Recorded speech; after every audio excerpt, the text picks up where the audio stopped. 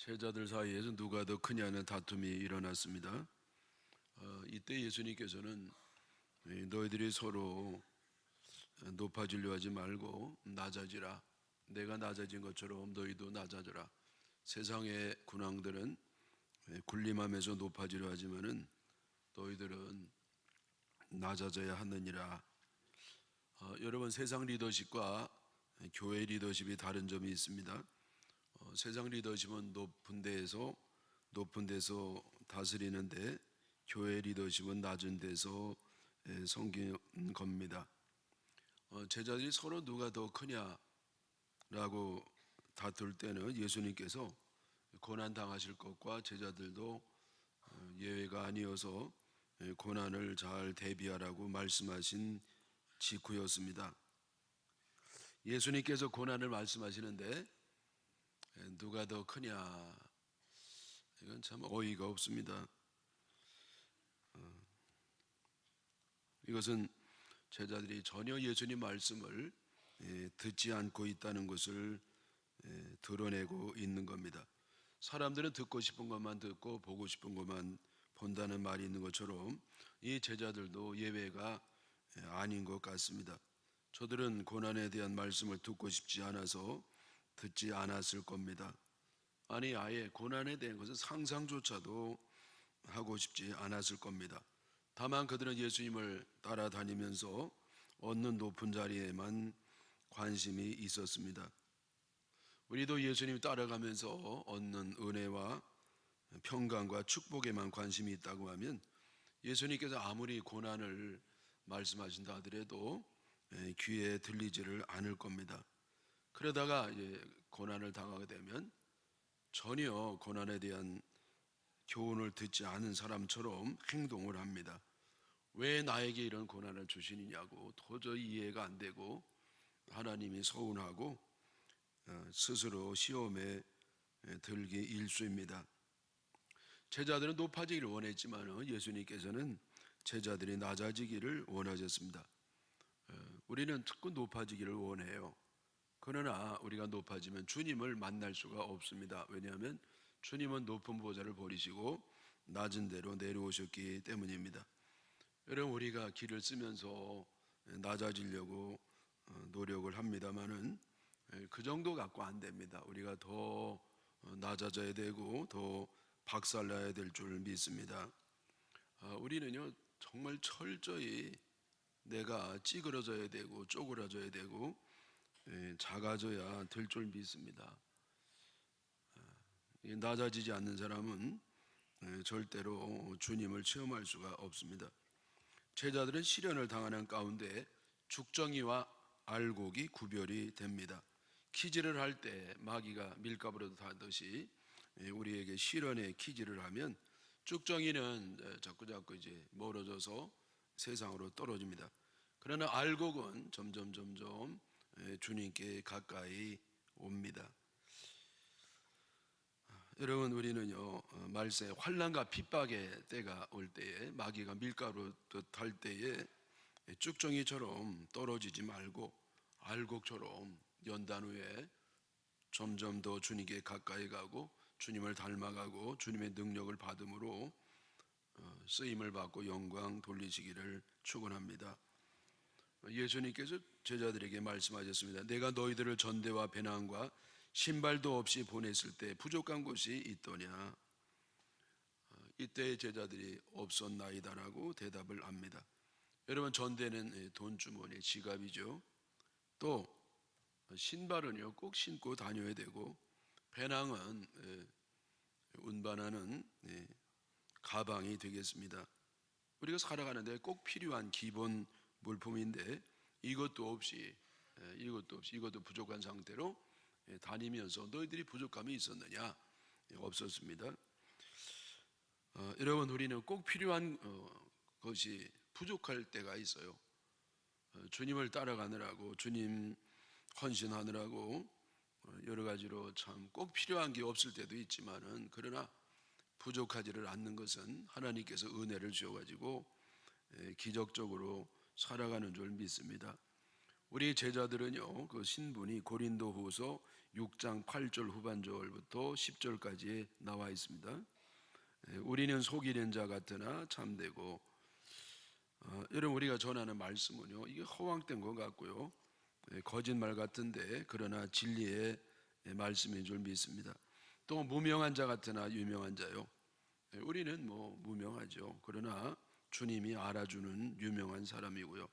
우리는 죽은 자 같지만은 그러나 보라, 우리가 살아있고 늘 당하는 것 같고 손해를 보는 것 같고, 그렇지만은 결국은 살아있고요. 징계를 받은 자 같으나 죽임을 당하지 아니한다. 늘 시련 가운데 있지만은 그러나 죽임을 당하지는 않습니다. 늘 근심하는 자 같으나 항상 기뻐한다. 우리는 항상 우는 것 같은데 늘 웃으면서 삽니다. 또 가난한 자 같으나 많은 사람을 부유하게 하고 아무것도 없는 자 같으나 모든 것을 가진 자로다. 예수님이 그와 같습니다. 예수님은요, 세상에 아무 직책을 갖지 않으셨습니다. 여우도 굴이 있는데 우리 주님은 머리 둘 곳이 없이 고생하시는 외로운 삶을 사셨습니다. 그러나 우리 주님은요, 아무것도 없는 것 같으나 모든 사람을 부유하게 하시고, 우리 주님은요, 아무것도 없는 것 같지만 모든 걸 가진 분이 바로 우리 주님인 줄 믿습니다. 여러분, 우리 성도들도 주님을 정말 주님의 뜻대로 살아가는 사람들은 바로 예수님처럼 아무것도 없는 것 같지만은 모든 걸 가진 자요, 가난한 자 같지만은 많은 사람을 부유하게 하는 사람인 줄 믿습니다.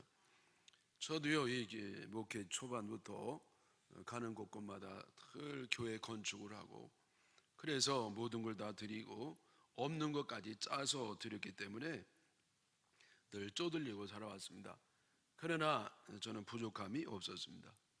사망의 음침한 골짜기로 다녀서 꼭 죽을 것 같지만은 그러나 여호와 나의 목자시니 내가 부족함이 없으리로다. 그러면서 부족함이 없는 삶을 살았습니다. 여러분, 우리 제자들은요, 가장 기본적인 것이 없을 때도 있어요. 예수님 이름 때문에 헌신하기 위해서 돈주머니에 텅텅 빈 주머니, 신발도 바꿀 수도 없고요, 또 살기 위해서 가장 기본적인 것이 없어도 부족함이 없이 삽니다.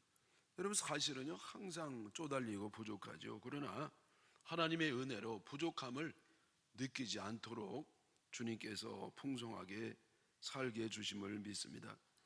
그러나 예수님께서 이제는 전대도 가지고 배낭도 그리하고 검 없는 자는 겉옷이라도 팔아서 사라고 말씀을 하셨습니다. 왜? 이제는 준비가 필요한 때가 되었기 때문입니다. 예수님이 십자가 지시기 전에 인기가 최고조에 달했을 때는 사람들이 예수님께 따라다니면서 지극정서로 섬겼기 때문에 예수님 곁에 있던 제자들도 풍성한 삶을 살았습니다. 부족함이 없었습니다. 그러나 이제 예수님께서 붙잡히시고 십자가에서 그 비참한 고난을 당하시고 죽임을 당하게 되면 사람들이 점점 떠나갑니다.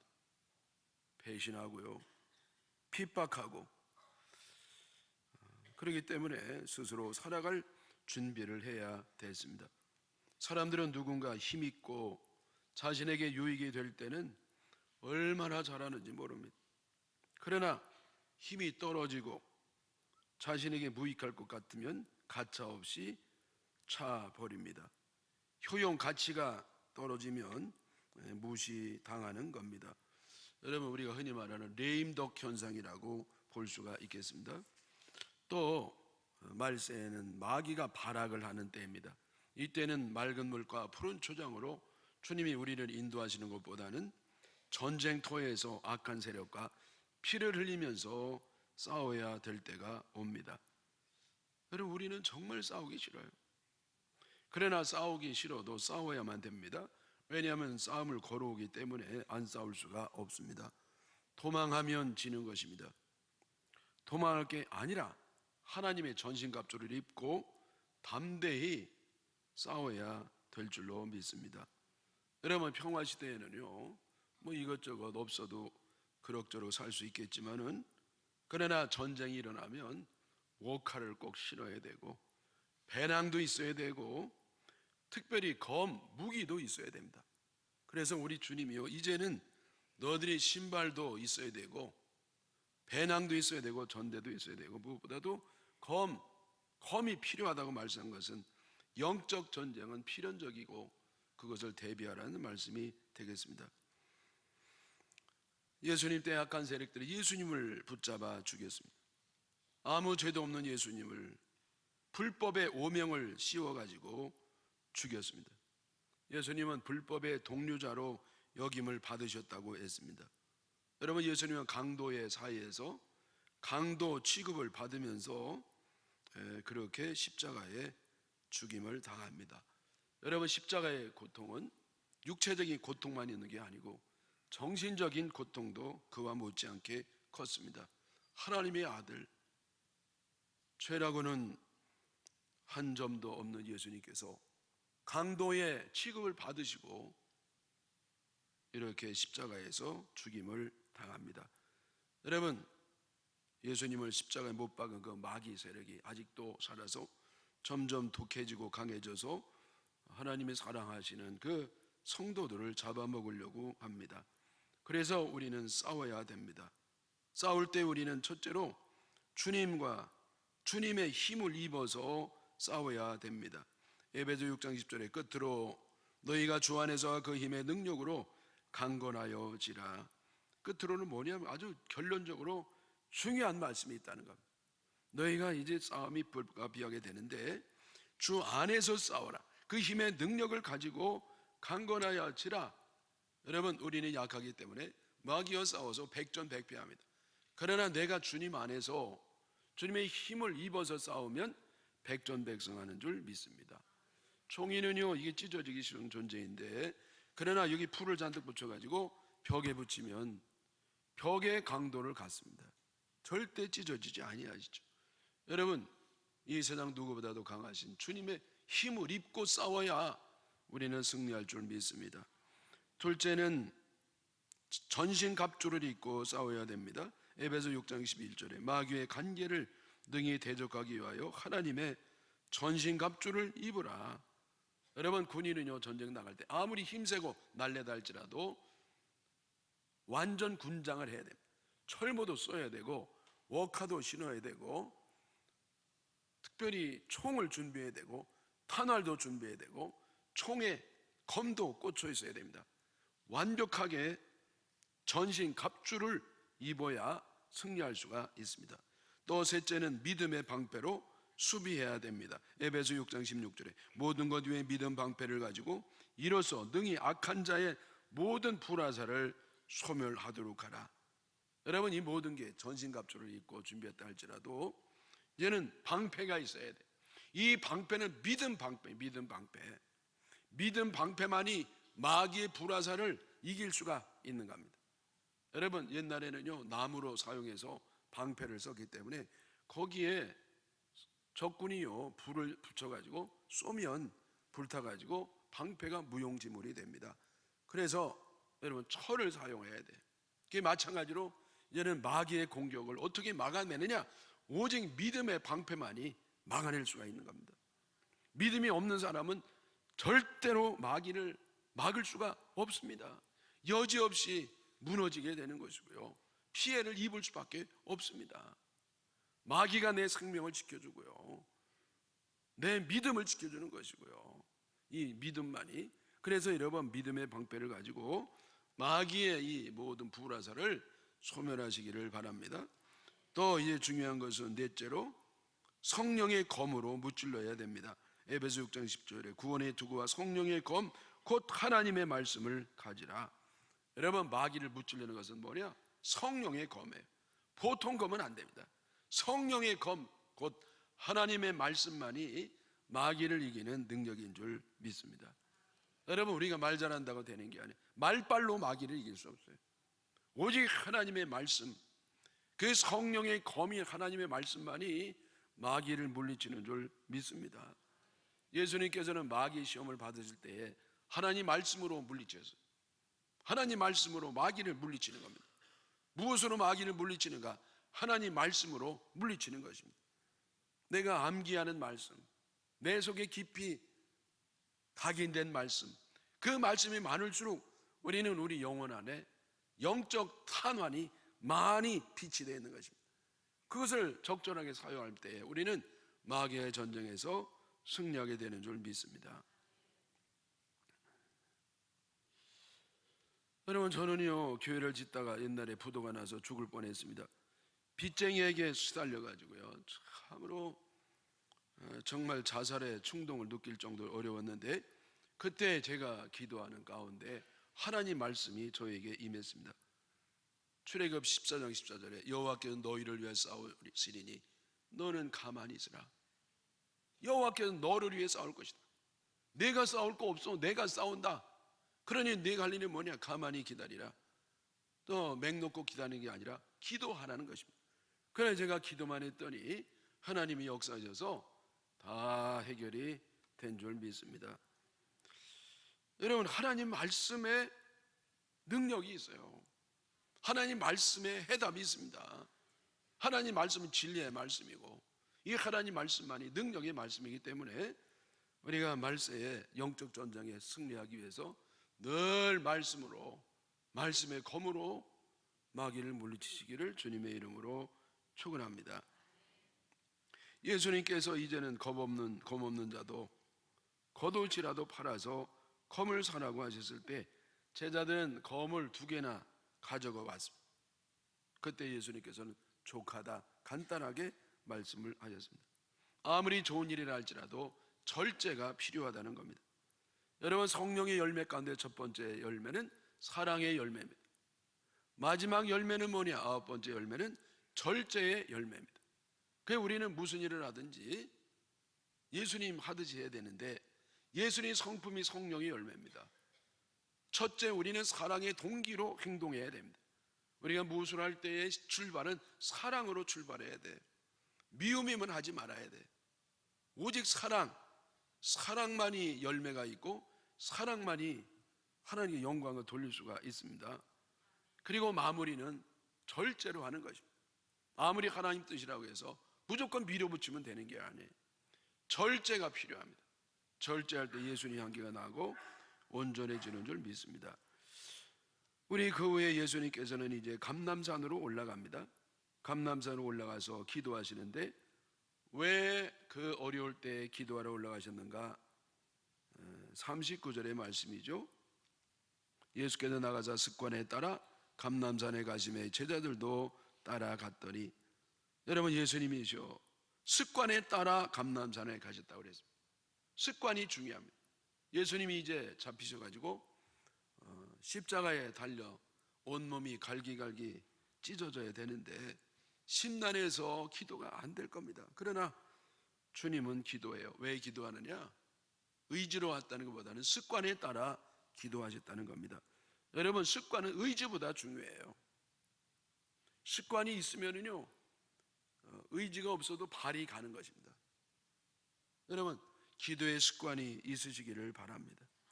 기도의 습관이 생기면 어떤 상황 가운데서도 기도합니다.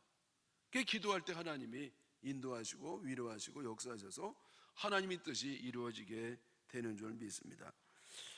예수님께서는 따라온 제자들에게 유혹에 빠지지 않도록 기도하라고 말씀을 하십니다.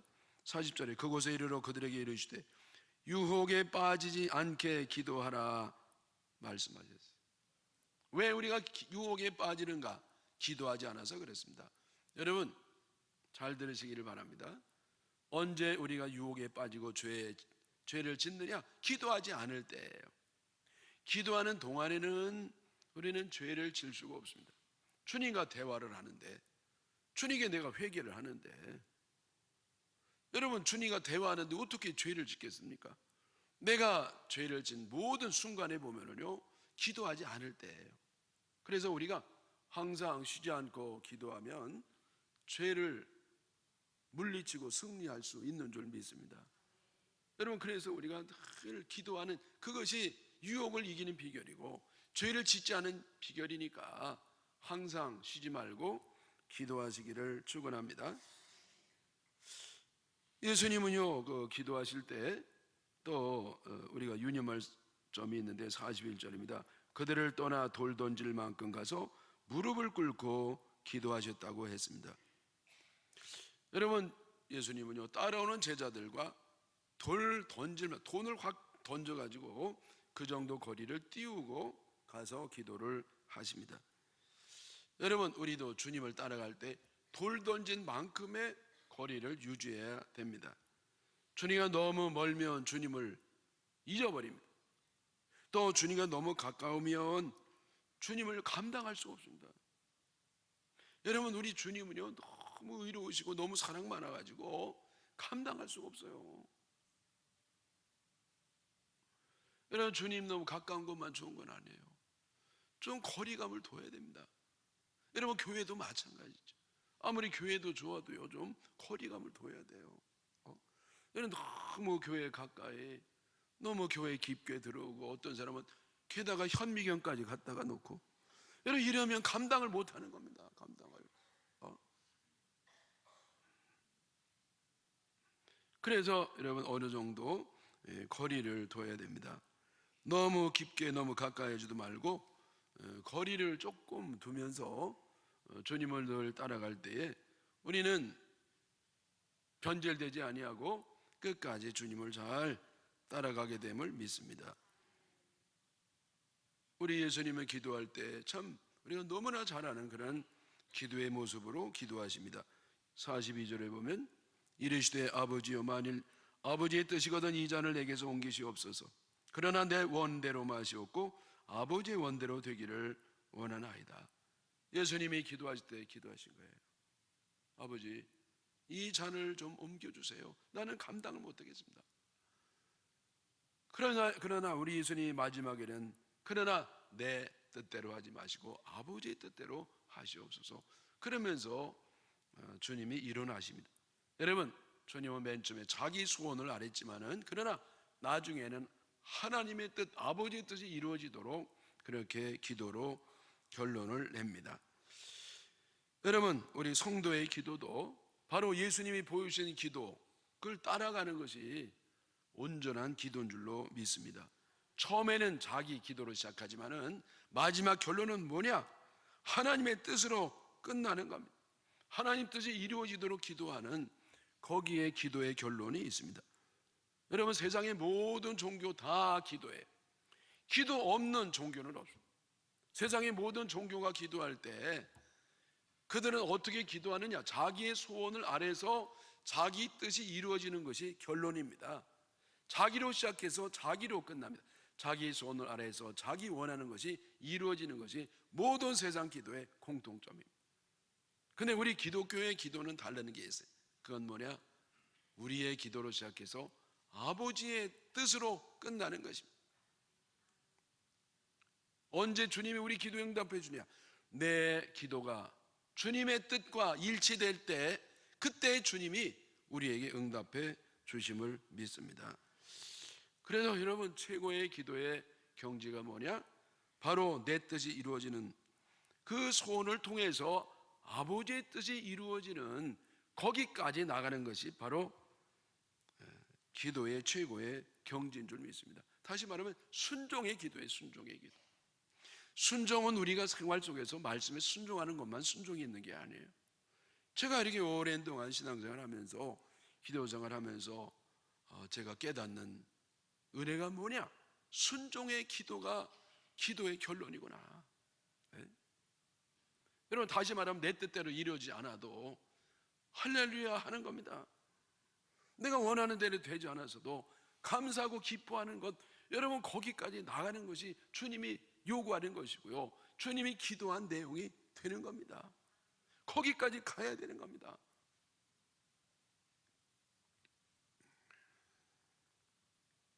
저는 이런 말씀 드리면서도 힘들어요. 여러분, 내가 원하는 게 안 이루어지는데 뭐가 할렐루야가 되겠어요? 근데 여러분, 거기까지 가는 것이 주님이 요구하시는 겁니다.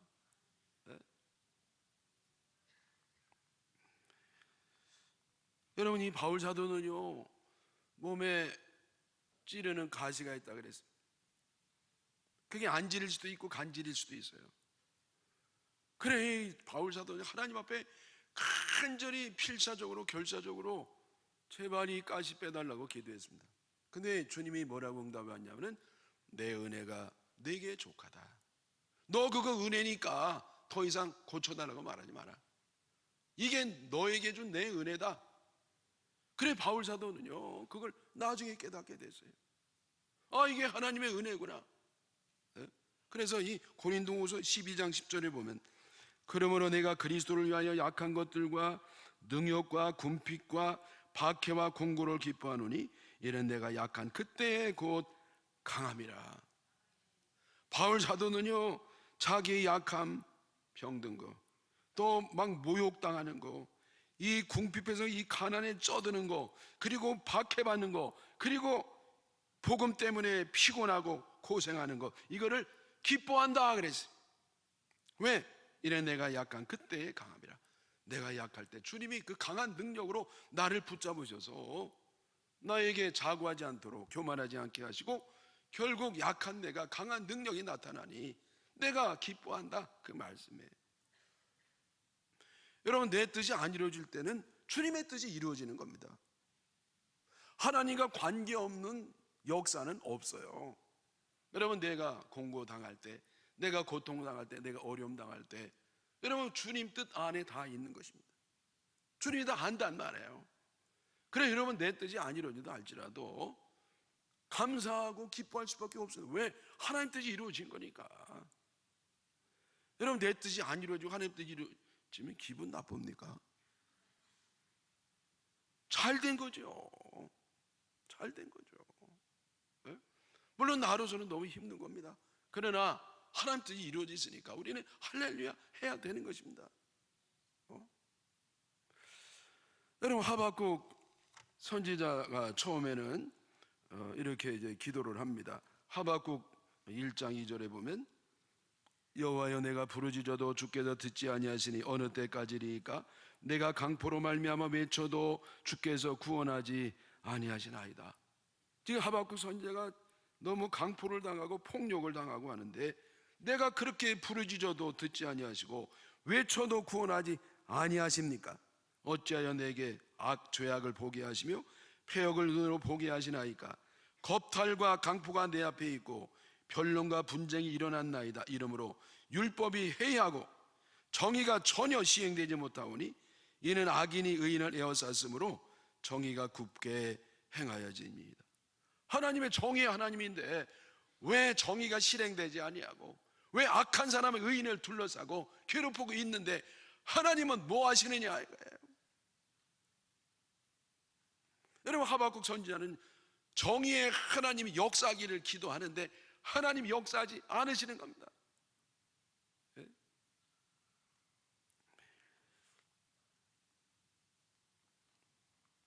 그리고 여기 13절에도 마찬가지죠. 주께서는 눈이 정결하심으로 악을 참아 보지 못하시며 패역을 참아 보지 못하시거늘 어찌하여 거짓된 자들을 방관하시며 악인이 자기보다 의로운 사람을 삼키는데도 잠잠하시나이까? 네?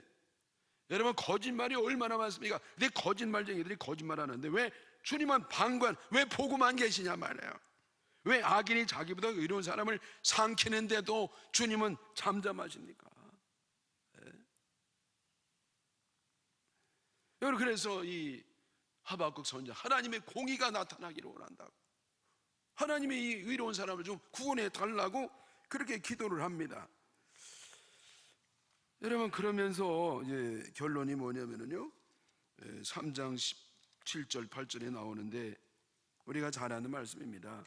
비록 무화과 나무가 무성하지 못하며 포도나무에 열매가 없으며 감람나무에 소출이 없으며 밭에 먹을 것이 없으며 우리의 양이 없으며 외양간에 소가 없을지라도 나는 여호와로 말미암아 즐거워하며 나의 구원의 하나님으로 말미암아 기뻐하리로다. 예? 여러분, 외양간에 소가 있었는데 소가 없어요. 여러분, 무화과를 심었는데 무화과 열매를 맺지 못합니다. 여러분, 농사도 안 되고요, 가축도 안 되고요. 이런 상황, 축복을 원했는데 가난을 주는 겁니다. 열매 맺기를 원했는데 열매가 맺지 않는 겁니다. 네? 건강을 원했는데 중병을 주시고 평화를 원했는데 전쟁을 주시고 승리를 원했는데 패배를 주시고 응답을 원했는데 응답이 되지를 않습니다. 근데 이게 결론이냐? 그게 아니죠. 결론이 뭐냐면은 외양간에 소가 없을지라도 나는 여호와로 말미암아 즐거워하며 즐거워한다는 거예요. 또 구원의 하나님으로 말미암아 기뻐하리로다. 예? 여러분 왜 즐거워하죠? 여러분 돌았습니까?